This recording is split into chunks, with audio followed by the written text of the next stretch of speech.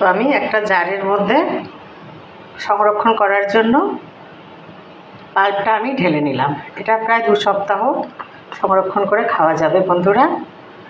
এটাকে আমি মুখটাও বন্ধ করে দিলাম।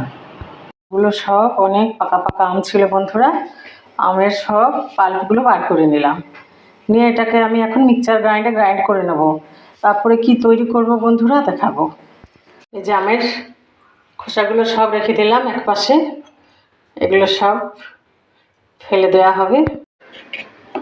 তো পুরো আমগুলো গ্রাইন্ড হয়ে গেছে, একেবারে পাল্পগুলো বার করে নিয়েছি। এইভাবে আমি কিছুক্ষণ ফ্রিজের মধ্যে রেখে দেব। তৈরি করে ফেললাম ফ্রুটি।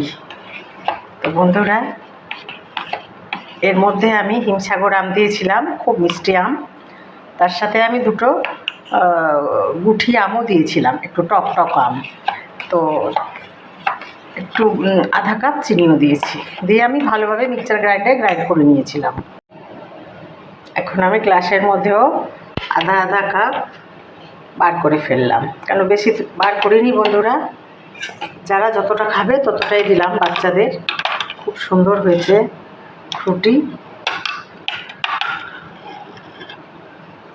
তাই আপনাদের সাথে শেয়ার করলাম। পছন্দ হলে লাইক, কমেন্ট, শেয়ার, সাবস্ক্রাইব করে শাহি কিচেনের পাশে থাকবেন। সকলে ভালো থাকবেন, সুস্থ থাকবেন। তো দারুণ হয়েছে বন্ধুরা খেতে, খুব আনন্দের সাথে আমি খাচ্ছি।